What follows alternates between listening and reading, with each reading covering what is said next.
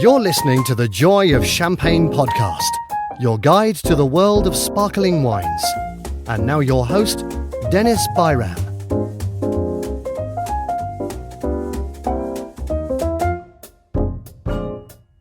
Hello, and welcome to the inaugural episode of Joy of Champagne. I'm your host, Deniz Bayram. Together in this podcast, we will discover the fascinating world of sparkling wines by demystifying the complex knowledge and the terrible snobbery behind. I'm a certified specialist of wine and a trained chef. Now, as a devoted wine lover, my goal is to spread my contagious passion and love for fine wine. So without further ado, let's dive into our first series, which is Bubbles 101, where we will talk about the fundamentals of sparkling wine. In this series, I will help you simplify often some of the most complex methods of production and some of the confusing terminology about sparkling wines, so that you can become a bubbles pro before the holiday shopping season begins. Today, I'll explain to you why not all bubbles are created equal and try to sum it up as efficiently as possible to help you navigate better while buying sparkling wines. Though we will definitely get into the details of this topic in the upcoming episodes. So, if you've been shopping in a supermarket or a wine shop for a bottle of champagne or any other sparkling wine, you might have immediately noticed the price differences between certain bottles on the shelf. And sometimes these price differences are indeed very steep. You might have asked yourself why exactly. Aren't they all carbonated sparkling wines, or as many people simply refer to as champagne? Alongside champagne, you might have seen or already familiar with terms like Prosecco, Cava, Cremant, or Sect. And if some of these terms just sound like gibberish to you, then I can assure you're listening to the right podcast. First things first, we should get one thing out of the way by addressing the elephant in the room. So get ready for perhaps the most important and fundamental sentence of this whole podcast, which is all champagne is sparkling wine, but not all sparkling wine is champagne. And by EU law, it is strictly forbidden to use the name champagne if referring to anything other than the original champagne wine. But why do most of us end up calling all sparkling wine champagne then? The very short answer is it's because champagne was one of the most successful branding and marketing projects of the 20th century. But to simply put it, Champagne is originally the name of a region in northeast France, which subsequently gave its name to the wine. As all French wines are directly named by the places they are actually from. But Champagne's incredible brand power and recognition mistakenly led us to call all bubbly wines by the same name, and most of us still do this mistake often without realizing. This also very clearly exposes the reason why Champagne is priced at a premium compared to other wines like Prosecco on the shelf. Mainly it's because of it being perceived as a luxury commodity, whereas a bottle of average Prosecco is half the price of an entry-level bottle of champagne. What about Prosecco? How different is it from champagne, and why is it much cheaper? There is no doubt that Prosecco has been going through a boom over the last decade, as it provided an affordable and actually a very tasty alternative to champagne. Prosecco is from northeast Italy, and again is named after a place, a village in this instance. But why is it much cheaper than champagne?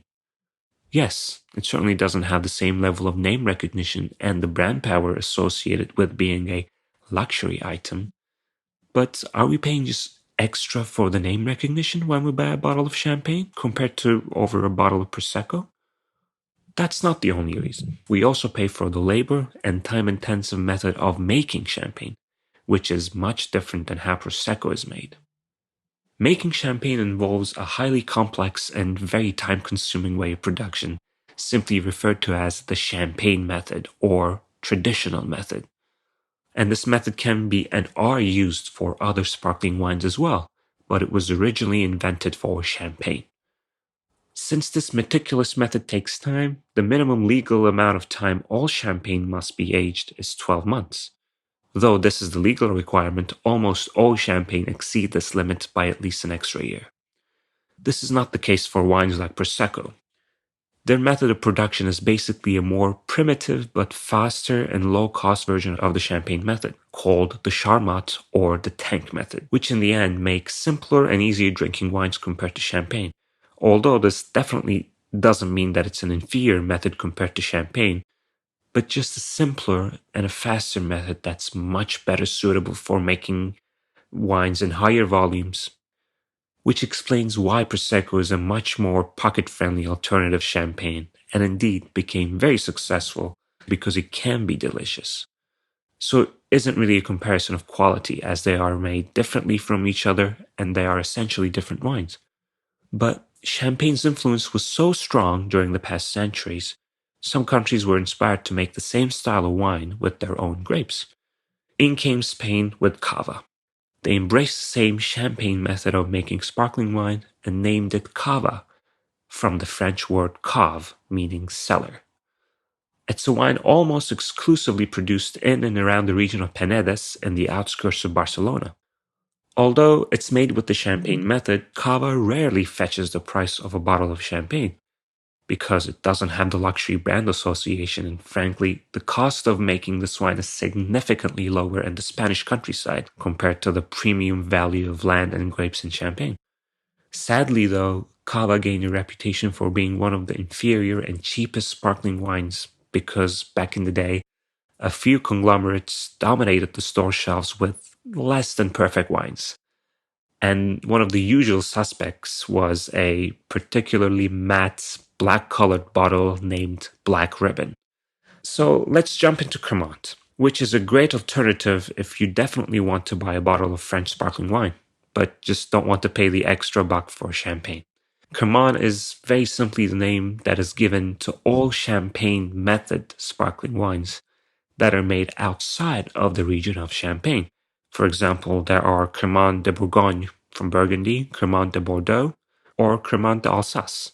One particularly popular and widely available Cremant is called Cremant de Limoux from southwest France, which is a beautifully floral and elegant fizzy wine with a great price to quality ratio. Last but not least, the other sparkling wine you might come across on shelves is Sekt. Sekt is a German sparkling wine just like Prosecco, simple, affordable, and good quality.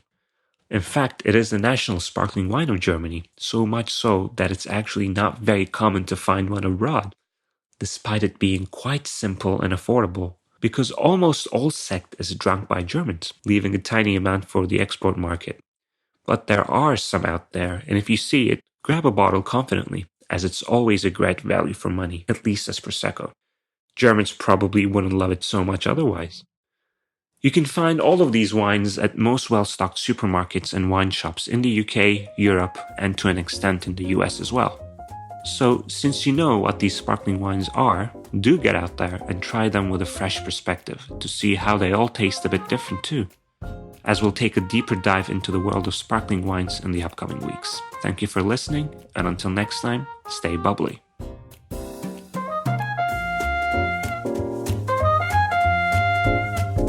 Before we end, a word from our sponsors. This episode of the Joy of Champagne podcast was brought to you by The Excelsior by Dukes, one of the world's finest champagne flutes.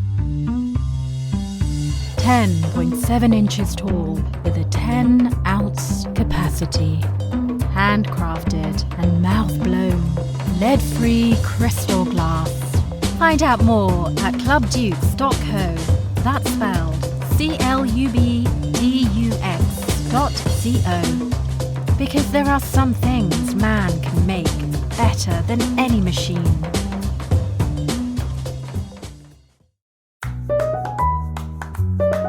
Thanks for listening to the Joy of Champagne podcast, your guide to the world of sparkling wines. We hope you join us on the next episode.